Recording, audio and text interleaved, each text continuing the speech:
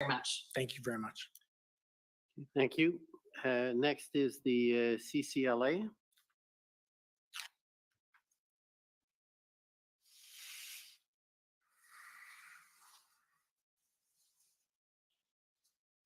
Sorry, good afternoon, Chief Bell. I'm also coming in from Zoom. Can you hear me and see me okay? We can see, we hear can you. hear I you, can but hear not you. see you yet. Oh, that's because I have not turned on my camera. My apologies. There we go. Okay.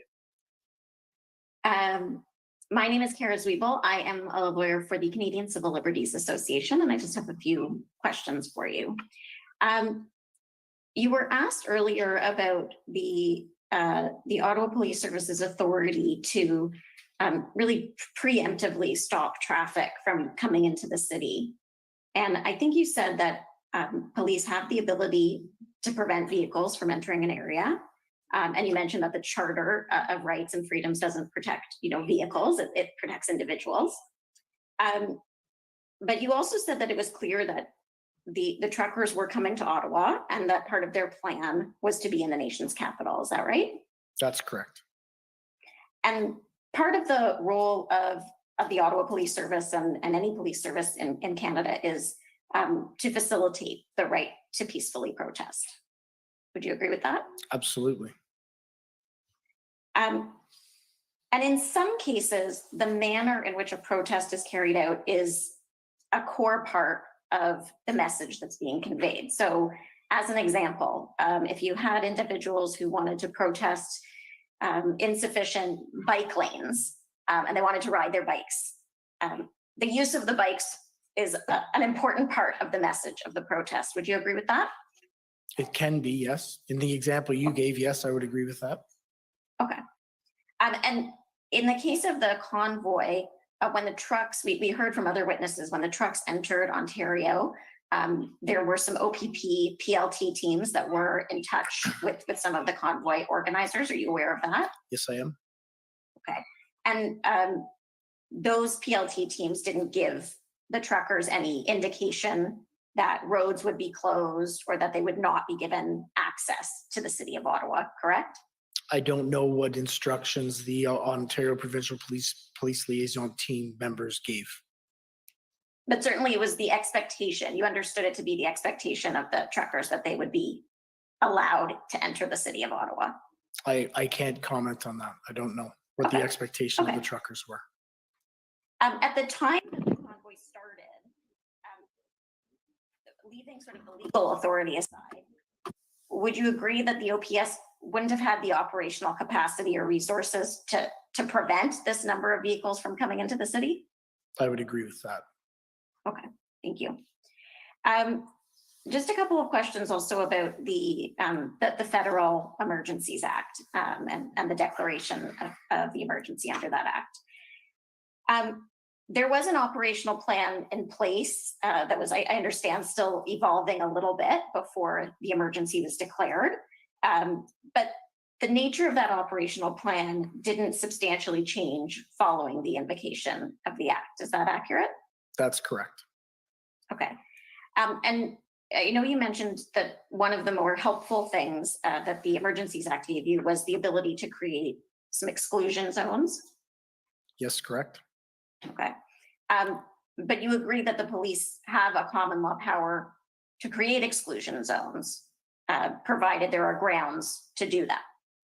So I would agree that we were developing a plan based on those authorities, but when the Emergency Act came in, it negated the need to rely on those authorities and provided a really well-structured legislative framework for us to be able to enact an exclusionary zone and explain the legal authorities and our officers' legal authorities to all of our members on the front line, so they could clearly, efficiently carry out their duties to enforce that exclusionary zone.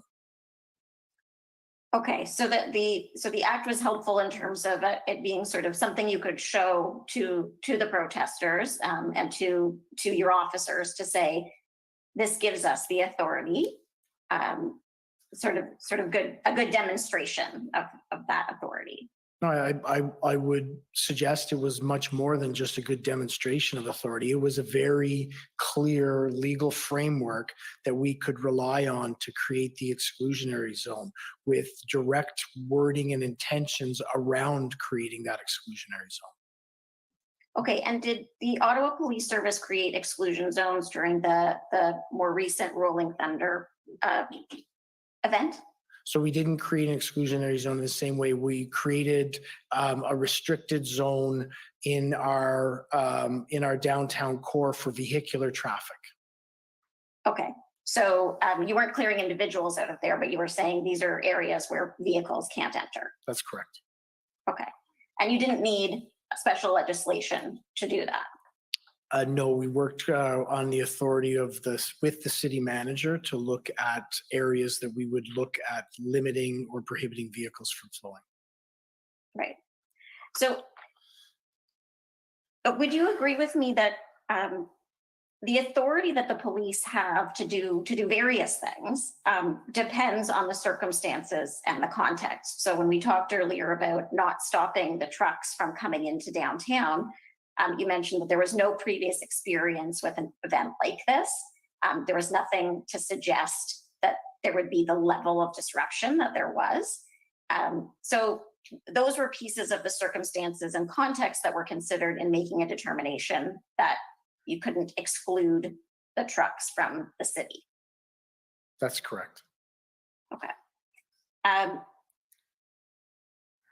I mean, in every case, would you agree with me that the police's authority to do things depend on the circumstances, that police shouldn't have the authority to stop people or vehicles without some grounds or reason to do so? I would agree with you that in every circumstance that we exercise of authority, the situation and context that we're in needs to be considered prior to us exercising our authority. Yes. Okay, thank you. In your witness statement, I think you declined to sort of provide an opinion on whether the use of the Emergencies Act was necessary. And I know my friend for the Government of Canada took you to a couple of examples of how it was helpful. Would you agree that there's a difference between legislation or an order that is helpful and one that is necessary? I would agree with that. Okay. It would probably be helpful to the police's work to have all kinds of authority, but there are other considerations that we need to consider, right? That's correct. And you stand by the position that's in your witness statement that you don't take sort of a position one way or the other on the necessity of the Emergencies Act. No, I would believe that this is exactly the forum that the necessity of that will be flushed out and discussed. It was exceptionally beneficial to us in the execution of our plan, well utilized, and created a stable environment for us to actually remove the occupiers from our streets. Thank you. Just one more area, and I think this has been covered, so I just want to double check. I apologize. I've had some issues with my Zoom, so if you've answered this, I apologize. The role of navigator, what was your understanding of their role? Well, they were a crisis communications firm that were contracted in to provide us crisis communication advice. And my understanding is that they were contracted prior to the Convoy to deal with some of the change management within the organization, and then there was a bit of a pivot. Is that accurate? That's correct. Okay. Were they involved in operational decisions? They weren't involved in making operational decisions, no. Okay. And when you became the acting chief, did you end the contract with Navigator at that time? When I became interim chief, yes, I ended the contract. Okay. Thank you, Chief Bell. I don't have any other questions. Thank you very much. Okay, thank you. Next is the Democracy Fund.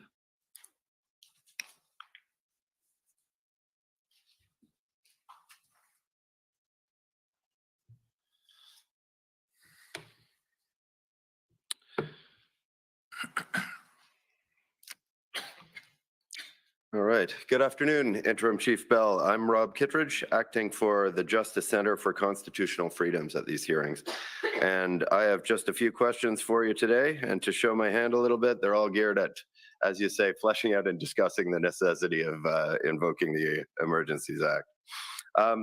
I'd like to show with these questions that under your leadership, the OPS was quite capable of clearing the process, even if the Federal Emergencies Act was never invoked. So, as I understand your testimony today, you identified 4 ways in which the invocation of the Emergencies Act may have been helpful to police in clearing the protests. First, it streamlined the swearing in of officers from other jurisdictions. Second, it made it easier to procure towing services. And third, the power to freeze financial accounts may have led some protesters to leave Ottawa voluntarily. Is that a fair characterization of your first 3 points? Yes, but I don't believe I said may have been helpful. I believe I indicated it was helpful. Which one? The power to freeze? All of them. Okay. All of them were helpful. I'll admit a little editorial work on my part there.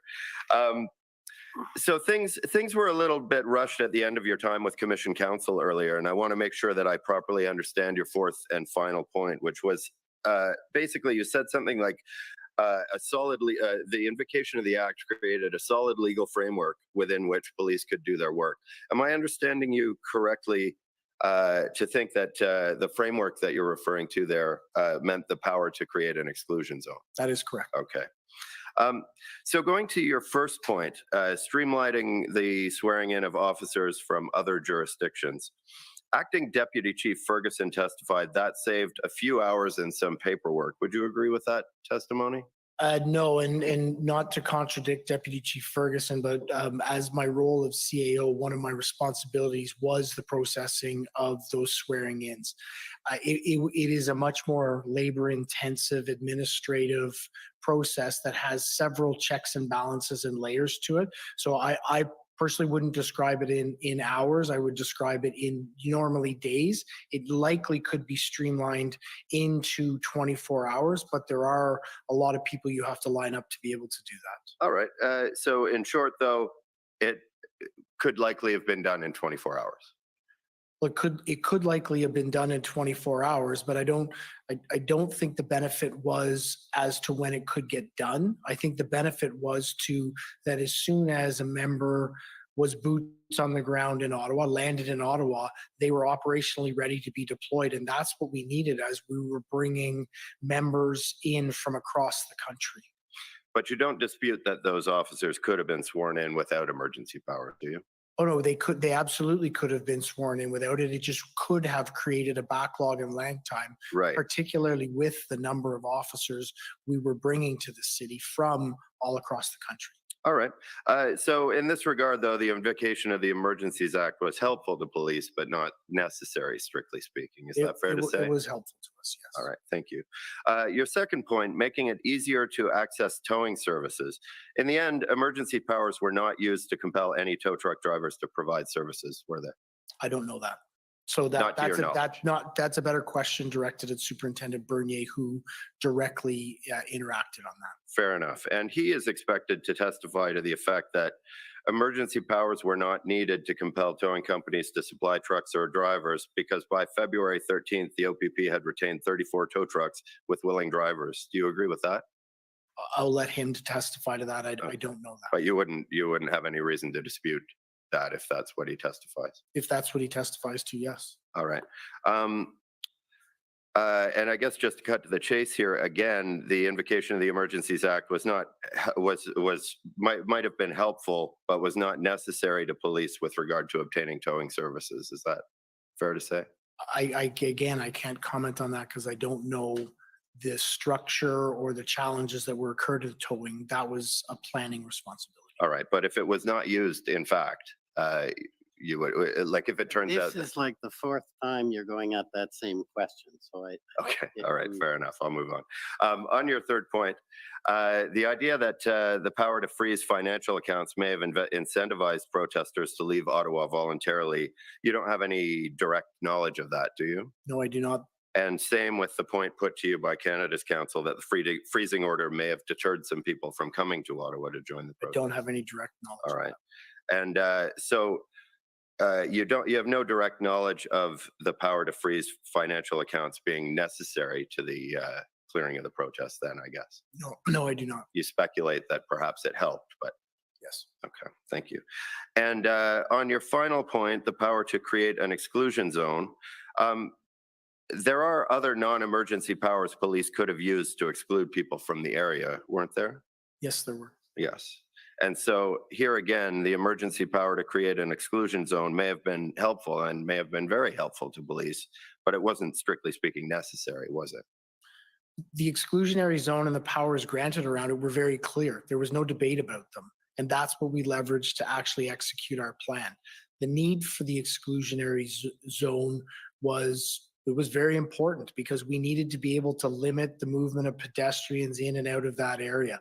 That is an uncommon authority that police exercise. So the ability for us to be very clear in how we were managing, striking up, and excluding people from that zone was extremely important to us to be able to execute the plans that we did. Right, but in the absence of the invocation of the Emergencies Act, the OPS would have been able to clear the protests. In the absence of the invocation of the Emergencies Act, the OPS, the OPP, the RCMP as part of Unified Command were going to clear the protests. All right, well, thank you very much. Those are my questions. Thank you. Thank you. Next, we of Alberta.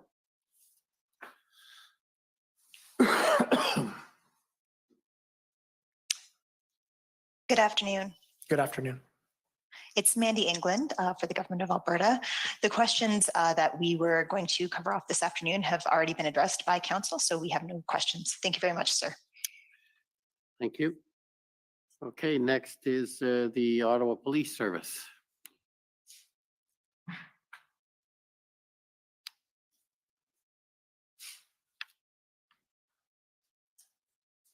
David Michkowski, Counsel for the Ottawa Police. Good afternoon, Chief Bell. Good afternoon, Mr. Michkowski. Many of my questions have been answered, but I do have a few areas that I want to talk to you about. One of the things we heard last week was some information forwarded by Mr. Ball of the Ottawa Hotel Association. Yes. And I believe that was brought to the attention of the police. And did the police follow up that information to determine whether it was corroborated? Yes, they did.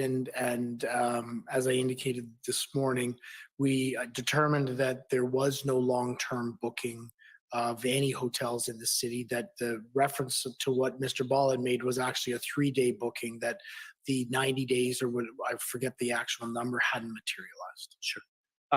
Could I ask you, please, Mr. Clerk, to turn up OPS 14525, please?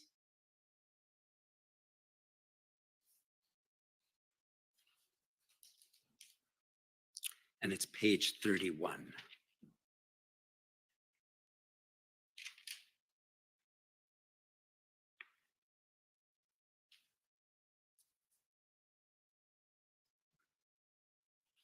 I'm sorry, it's, can you go back? I'm sorry, it's page 3. These are your notes, Chief, of a update briefing on the 29th of January, 2022. So that would be the Saturday after the convoy had arrived. Yes. And you have a note about some information you obtained at that point from the hotels that day. What was the information that you obtained that day? What I obtained was that hotels had only been booked for Friday, Saturday, and that groups were leaving on Sunday. There was no long-term booking. Thanks very much. You can take that off. Thank you. I want to move on and talk about the question of temporary parking. We've heard some evidence in this proceeding about temporary parking or staging for trucks being arranged by the city with the assistance of the police. Do you recall that? Yes, I do. And can you explain, is that something new or is that something that has been done in the past with other demonstrations in Ottawa? So to my recollection, I don't recall us ever establishing temporary parking for other demonstrations. This was the first time I believe that we'd attempted that. And has it been done for other special events, however, in Ottawa? For other special events, yes, it would be a regular and common occurrence. And why was it done in this case? What would be the alternative to not doing it? It was done in this case to try and limit the footprint that trucks would come to for the demonstration and allow people to park in other areas and access downtown through busing, through rideshare, however, so that they could participate in the protester demonstration without actually bringing their vehicle into the downtown core. Thank you. You talked earlier in your evidence about heavy machinery, and there was reference to a crane being in downtown Ottawa, and I believe you explained that it was not a crane, correct? That's correct. It was a boom. And can you just remind me what that piece of equipment was? That piece of equipment was a boom truck, a truck that would normally be used to lift construction equipment and deliver construction equipment. And what was it used for? It was used for two purposes. One is the boom was extended and a flag was raised from it. And I also believed it was used as a temporary setup for stages for speeches and events. And was it used to cause any damage? No. And apart from that piece of equipment, was there any other heavy equipment allowed into the red zone? Not to my knowledge, no. You've talked about the Ottawa Police's experience with demonstrations, and you've told us that you have quite a bit, or the Ottawa Police Service has quite a bit of experience. Can I ask you a question more specifically? Does the Ottawa Police Service have experience with protesters using vehicles? Yes. And can you tell me a little bit about that?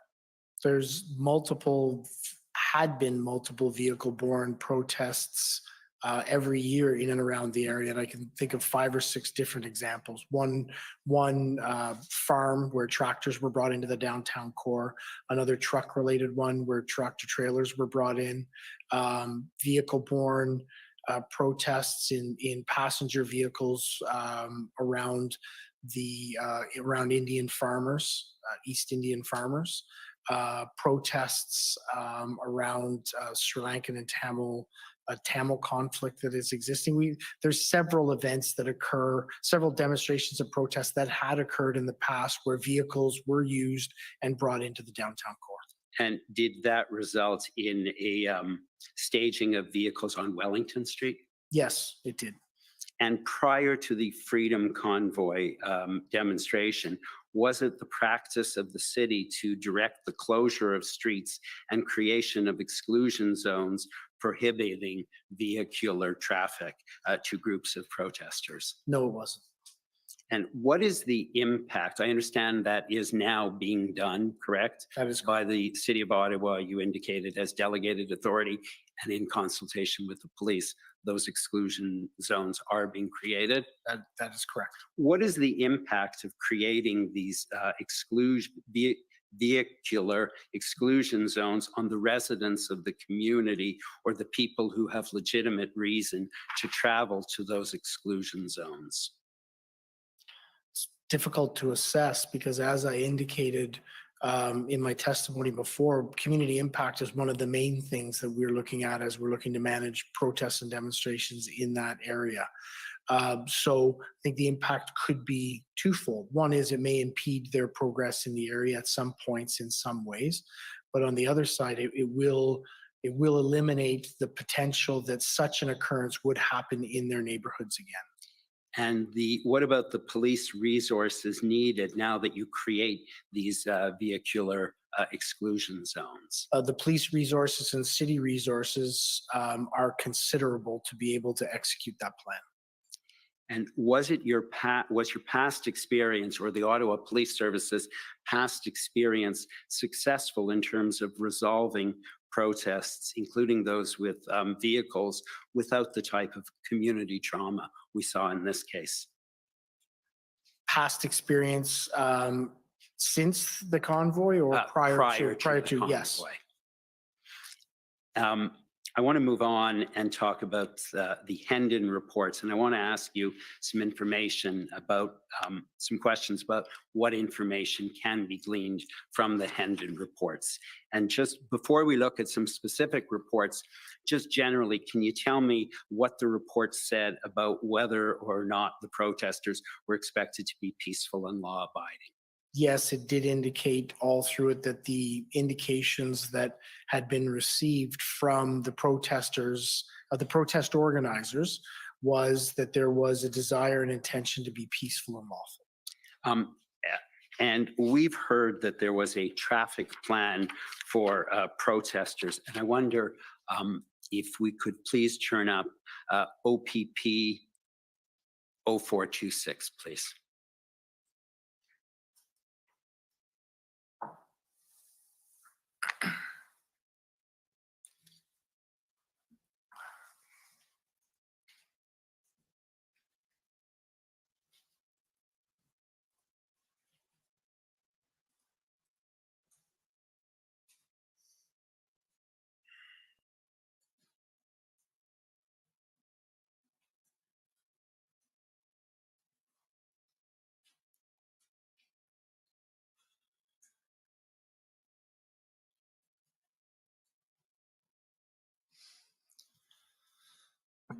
Council, if you could you repeat that number? Yes, it would be OPP 400426.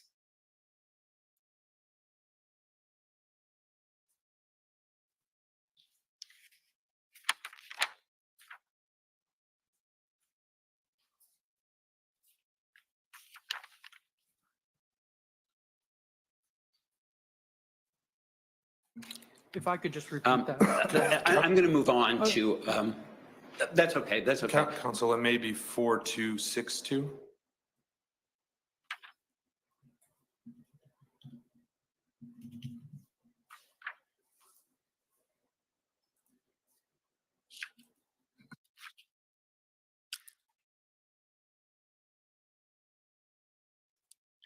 Can we just scroll down, please? Thank you. Can we just scroll down? And if we just go to the next, keep going. And then there is another plan, however, that I'm going to ask that we turn up that was a more detailed plan with a number of sub-plans. Is that correct? And that is OPS 04221.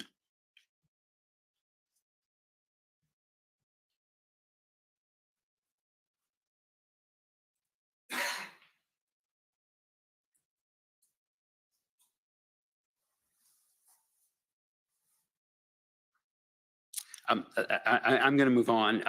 As I understand it, we've heard that there was an initial traffic plan, and then we heard that there was a more robust plan with a number of sub-plans prepared for that weekend. Is that your understanding? Yeah, that is correct. As the intelligence continued to come in and became more refined in terms of the size of what was going to occur, we moved from a traffic plan. The planners then pulled together a larger, more complete and fulsome operational plan. A question was raised last week as to whether that was something just pulled off the shelf. Do you have any comment in response to that? So while I wasn't directly involved in the planning efforts or the development of the plan, all of the information that I have seen, the back and forth between the planners and intelligence, the conversations that occurred around how to build it would indicate it wasn't just a pulled off the shelf plan. It was one that was fully developed and sounded out around the circumstances that were evolving and developing and coming towards Ottawa. And did the Hendon reports contain reference to the possibility of fringe groups and lone actors and the possibility of violence? Yes. And were those seen as significant risks? Yes. As significant risks? Were they seen as significant? They were significant risks if they materialized. They didn't materialize.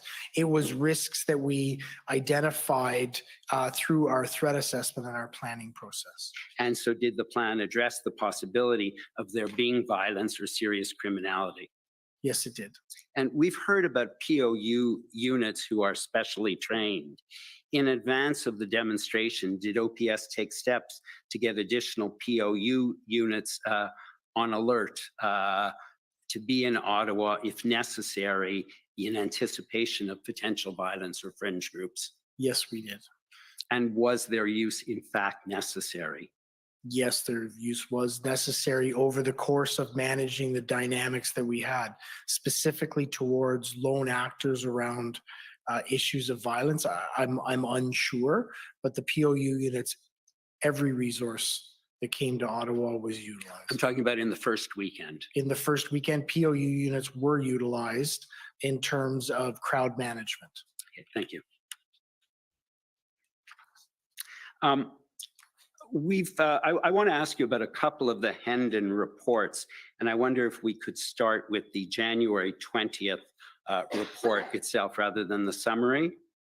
And so if I could ask you please to turn up OPP 401024.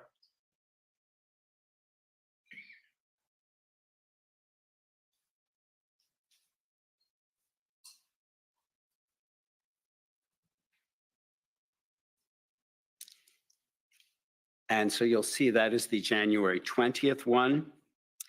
And we've had our attention drawn to certain passages. And I wonder if you could turn to the second page, please. Thank you.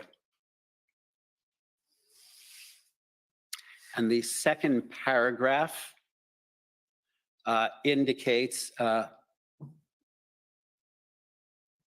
that open source research has identified a Facebook page titled Freedom Convoy 2022. Then it tells you the number of likes and how many it was being followed by. All of the comments express support for this event. What do we see in the next sentence about the number of people supporting the event and the number who may participate as of the 20th? So 8 days before. That those numbers are unknown. And I'd like you also to look at the third to last paragraph on that same page. So if we just, what information, what do you take from the information in that third to last paragraph on that page? I think there's two pieces. One that it is the organizer promoting as a safe, lawful, and peaceful protest, while other individuals seem to be advocating aggressive tactics. And were the aggressive tactics prepared for? Yes, they were. And if you could please go to the assessment section on page 4.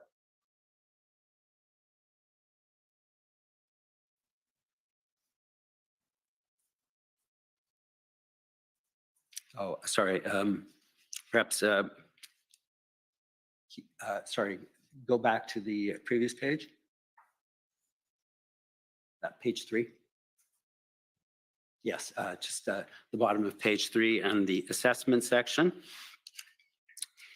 And then you'll see that each Hendon report has an assessment section, correct? That's correct. Right. And if we go then to the, I just want you to see the heading. If we then go to the next page, under that heading, the second paragraph, the available information suggests that the convoys may comprise thousands of tractor trailers. It's possible that a large number of smaller vehicles, including private vehicles, may join them. Did that in fact materialize? There were thousands of tractors. There were very few, if and I don't believe any tractor trailers that made it down into the red zone. And does the January 20th report tell you how many people are going to attend and how many vehicles? No. How many will stay? No. And whether they will engage in the type of criminality or antisocial behavior we've heard about during this inquiry? No. And so that's on the 20th. Based on what we've heard here, that ultimately the Ottawa Police Service needed, I think, several thousand additional resources. Based on what you see here, would it have made sense to mobilize 2,000 additional officers from somewhere else at this point in time and bring them to Ottawa based on this information?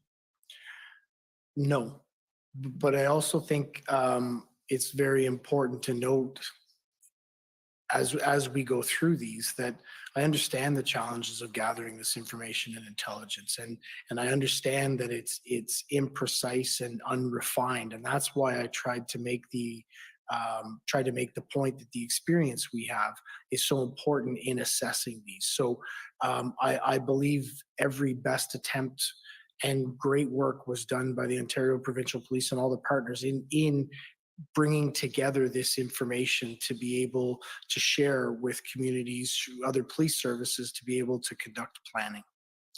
Can I ask you please to turn up OPP 401476 on the first page? That is the Hendon report from the afternoon of January 23rd.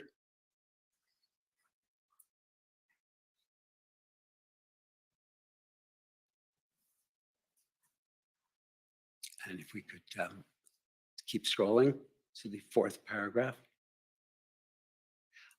The fourth bullet, rather, information indicates that convoy organizers are cooperating and have developed a thorough and well-organized plan for conducting the event safely. Is that information important to the Ottawa Police Service in its intelligence assessment? It is one of the pieces we take into account, yes. And how do you monitor the behavior of the convoy prior to their arrival in Ottawa? So the convoy would have been monitored by other police agencies as it came across Canada. And I know that once it entered Ontario, it was monitored by the Ontario Provincial Police until it came to Ottawa, where we took over.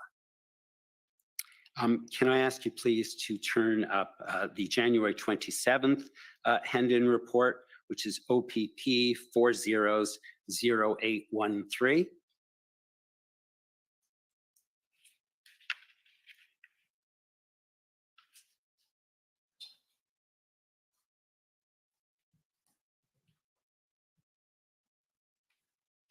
So you'll see this is on the Thursday. Is this the first time we have an indication of numbers? Yes, so there were several, as I indicated before, the numbers and the reporting in Hendon enhanced as we went through and as we got closer to the time. And this on the 27th is the first day that we saw actual numbers recorded. And understandably the first day, but the first day that we got a much better picture on the numbers that would be attending. Thank you. Can I ask you now to go to the January 28th Hendon report, which is the Friday, and that would be the Friday that the first trucks start to arrive in Ottawa, correct? That is correct. And so if we could please turn to OPP 400815.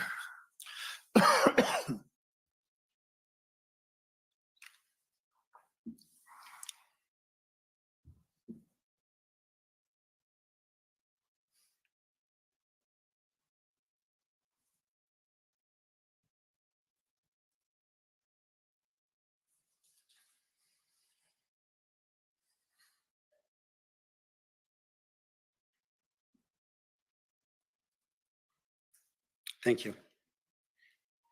And so now we have, so this is the day of, and there is an estimate of the total number of vehicles. That's correct. Which indicates that they are estimates and subject to change. That's correct. And when it says they're subject to change, does that mean it might go up, might go down?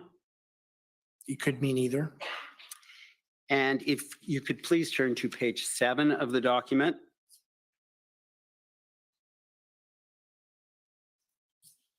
And just if we can scroll down to the assessment section, can you just read the first paragraph in terms of the information that the OPP provided in this Hendon report with respect to the duration, expected duration?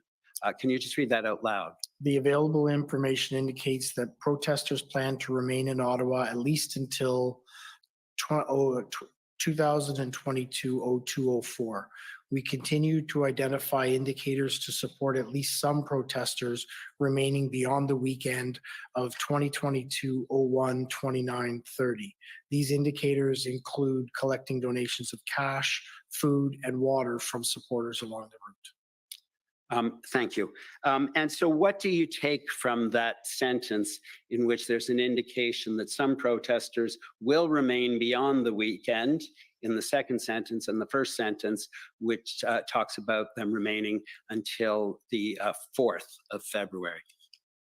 So what I would assess from that is that there is an indication that at least some may remain beyond it, and that those remaining would remain, the intelligence at this point would remain up until as late as the 4th of February. Thank you very much. Just a couple more questions. I want to talk about the events of the first weekend. And am I correct that the Ottawa Police did not simply allow an endless stream of convoys or vehicles to come into the core? That is Is that correct? That is, well, the Ottawa Police, the OPP, didn't allow, we did it in conjunction, but no, we didn't allow them to stream into the downtown. And so were there strategies in place that were used and that were successful in diverting some convoy members from coming into the core of downtown? Yes, there were.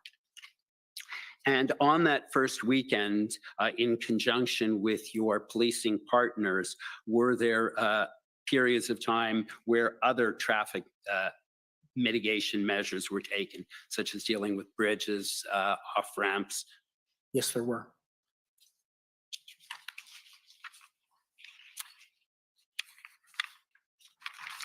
And finally, we've heard some individuals during this inquiry talk about officers not coming down hard enough or not taking enforcement actions. I just want to be clear, was any direction given to police officers to ignore criminality? Absolutely not. And what I will say, and I said it before and I want to say it again, our officers, the officers of the Ottawa Police Service, the OPP, the RCMP, and every other agency that came in worked in exceptionally difficult and challenging circumstances at an exceptionally difficult and challenging time. So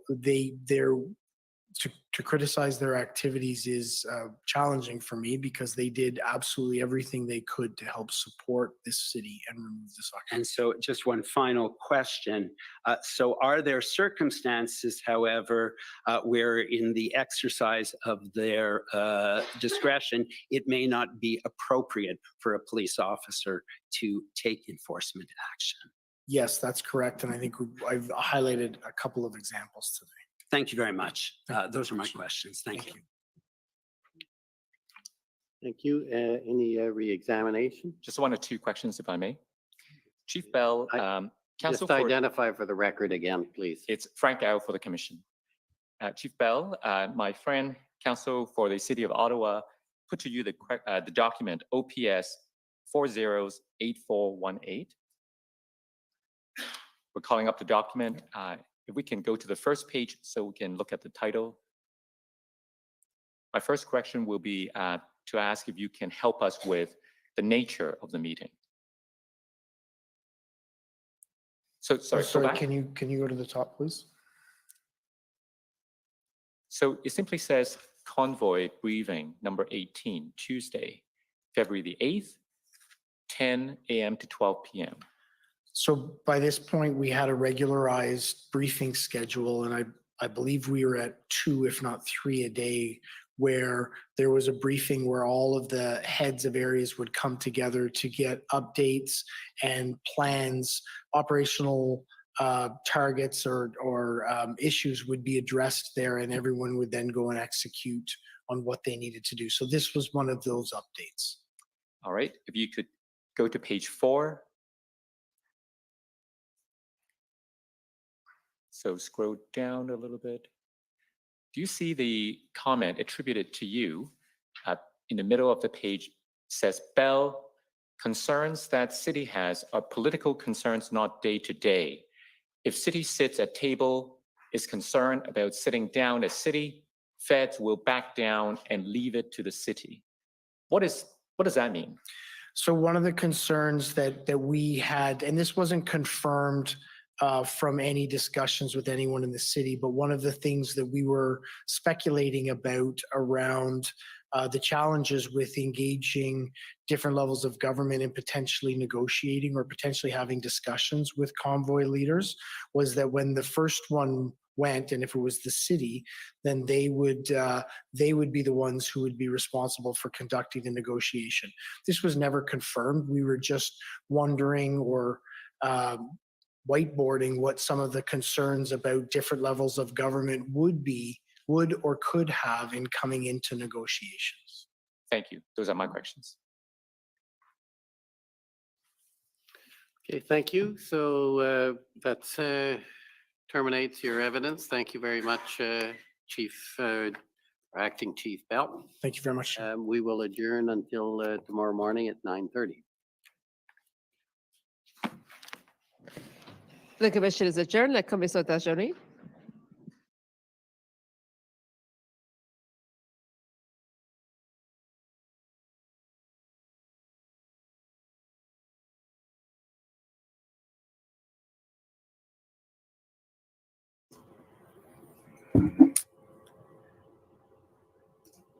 Okay, folks, so there you have it, day 8 now behind us at the inquiry into the use of the Emergencies Act.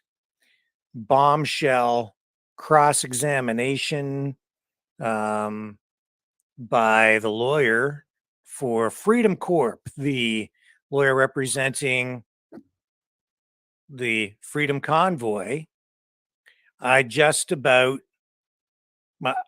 had to pick my jaw up off the floor. And yet I shouldn't be that surprised when the police chief was asked about what violence was. He kept referring to violence. He kept using the word violence. And the lawyer said, "You're not really using the criminal code definition of violence, are you?" And he said, "No, it came down to feelings. Feelings. That's violence." Should have known better. I should have known. I guess I did. I just,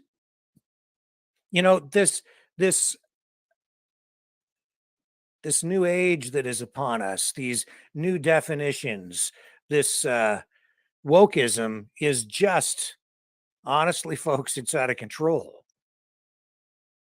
So all this time, the chief has been using the words, using the word violence, but he doesn't mean people physically being assaulted. He means that the people felt like there was violence. They felt violated, I guess. So he said it was the horn honking. Horn honking is violence. And words, as we know today, are considered to be violent. Violence.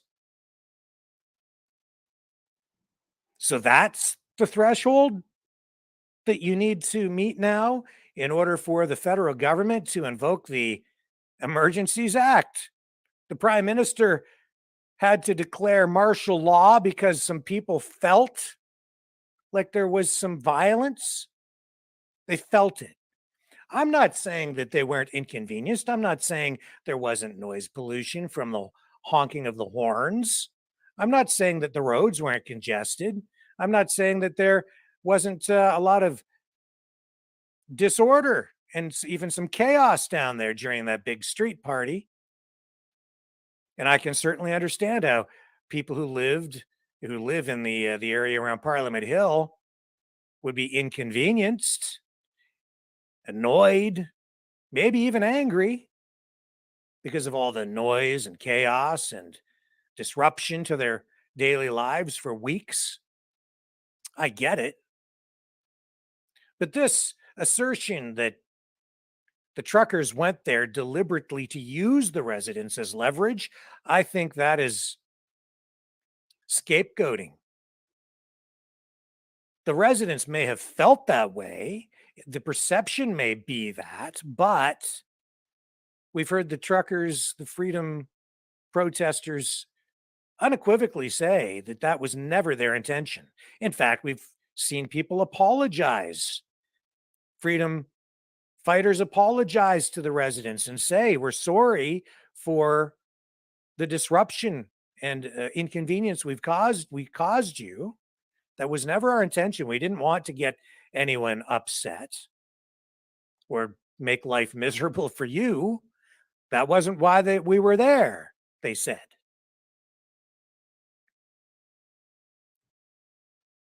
It was to make a point to the Prime Minister and the government. The people just happened to live down there. And it got chaotic. Order was disrupted because police, the municipality, did not adequately prepare for the protest that arrived. In many respects, the truckers, the freedom protesters, are being penalized or demonized even because they had such a successful protest, because they had so many people come. And so the size of the footprint that they keep referring to around Parliament Hill was such that it was incredibly inconvenient for residents. But that's because they had no plan in place to put all of the trucks that showed up. And they thought they had a plan. They were directing the trucks, saying, you park here, you park there, you park here, you park there. And if they had planned adequately, they could have had those trucks spread out. They could have had holding areas for them.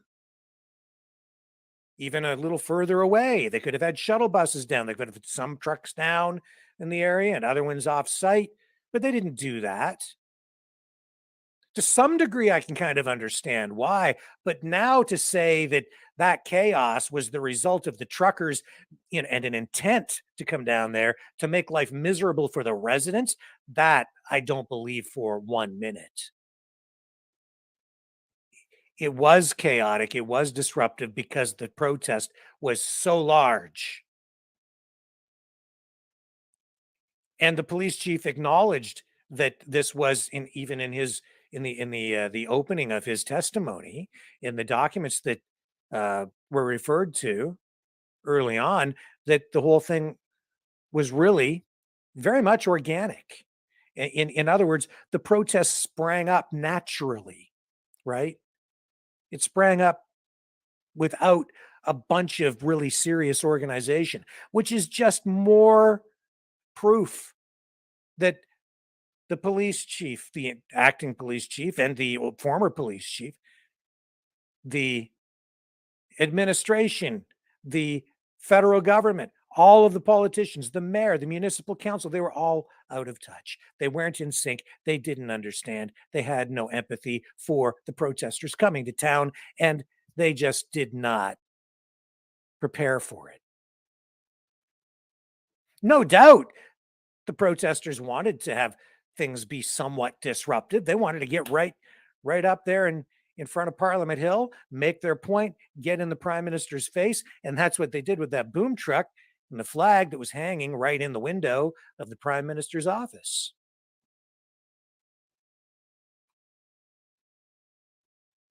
So there was a lot going on down there.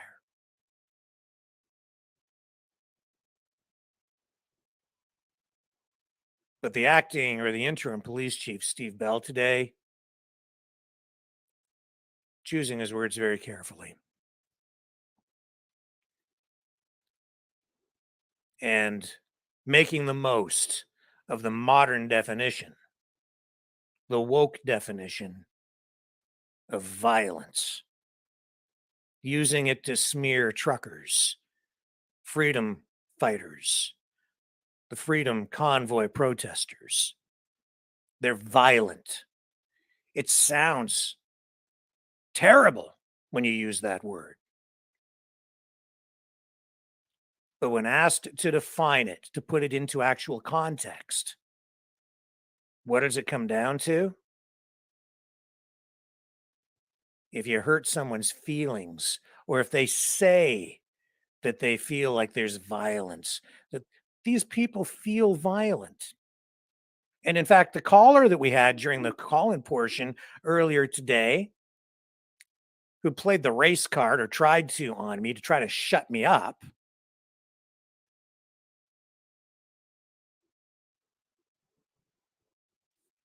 because she thought that I would be afraid to push back against her politics, had nothing to do with her race. It's politics. But she thought she could shut me down by saying that.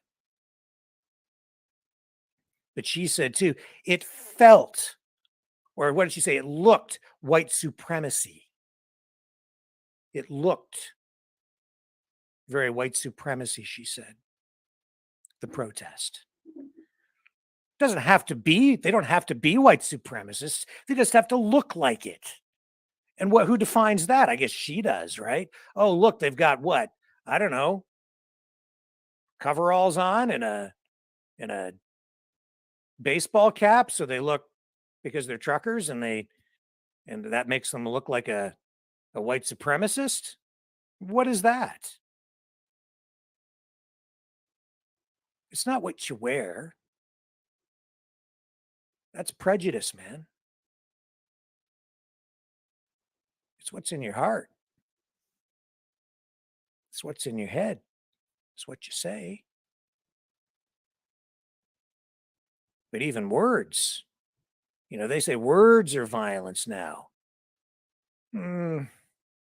Sticks. Didn't you ever hear the phrase, sticks and stones may break my bones? The names will never hurt me. I think our society needs to toughen up a little bit.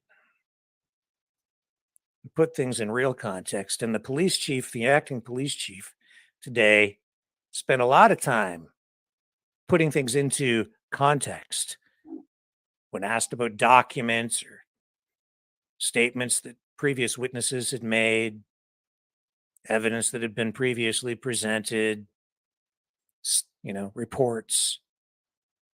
He would come back and say, well, yes, but there is information that isn't in there. And to put it into proper context, you have to remember that this was happening and that was happening. So we have to put it into context. And he must have done that at least a dozen times or more today, which is fine if you really want to clarify things. But the real point of clarification came when I think it was Mr. Miller, lawyer for Freedom Corp, stood up there and asked him what he meant by violence. And it just shed light on everything, didn't it? Honestly, when I heard that, it just reminded me and reinforced that a lot of these people are just full of crap. At the end of the day, that's what it comes down to. They twist things, slant things, even come right out sometimes and fabricate things and use redefinitions of words to attack people politically and socially.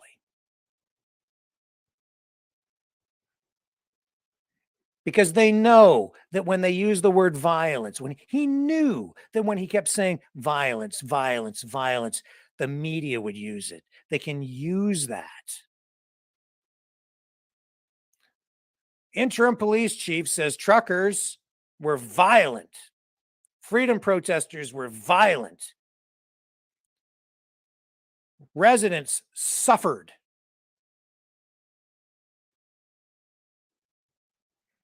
Because racist truckers were violent. Words.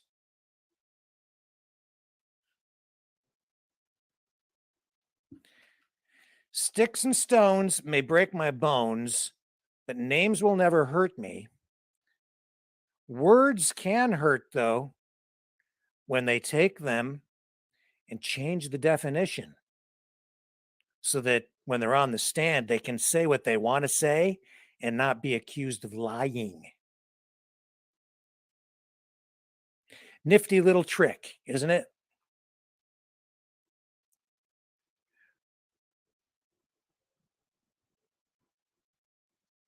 But it makes you realize that someone can take the stand and not lie, and yet today still not really tell the truth. It is 6:46 p.m. We have a different broadcast set up for 7 p.m. that will start in 14 minutes. So what we'll do, man, we've got a lot of stuff, a lot of ground to cover over there. We will rehash some of this on the other channel. Well, it's the same channels. We're just going to reboot and restart a new broadcast across all the platforms again at 7 p.m. We'll take some phone calls tonight. We're starting late because this ran late. We had a lot of viewers today. Sorry about the Facebook feed. It kicks off every afternoon. I don't know why. I guess it's a time limit thing. No idea. People were phoning me, where's the feed? It's not me. I did reestablish it. It is running on Facebook again right now. So I do apologize, folks. It's back up, and yeah, we have some people watching over there too. And we'll be back on Facebook at 7 p.m. as well. We're going to talk about this dirty bomb issue, nuclear escalation, radioactivity. I can't even believe we're talking about it. So there's all that. And all of this, actually, all this talk about violence and definitions of words, this ties into something I was clarifying in my mind, I think almost while I was sleeping last night, about these people who are attacking the paintings, defacing the masterpieces in the art galleries by throwing tomato soup on the one and mashed potatoes on the other. Climate change activists. I came to, I think it's, yesterday I said I didn't understand why they're doing it, but now I think I do. And it's not what you think. It's obvious, but it's not what you think. I'm going to talk about that too. It's a revelation. We've got other top news of the day as well, but it is now 6:49, so I'm going to sign off for a few minutes, like 10 minutes, and then we'll be back on the air. I hope you all come back and join the broadcast and the conversation. We will open those phone lines. Please consider coming back and joining us for the encore performance at 7 p.m. Thanks everybody for hanging in there. It's been a long day again, another very long one, but it ain't over yet. There's more to come, 7 p.m. right here in the Maverick News Channel. Catch you on the flip side in 11 minutes.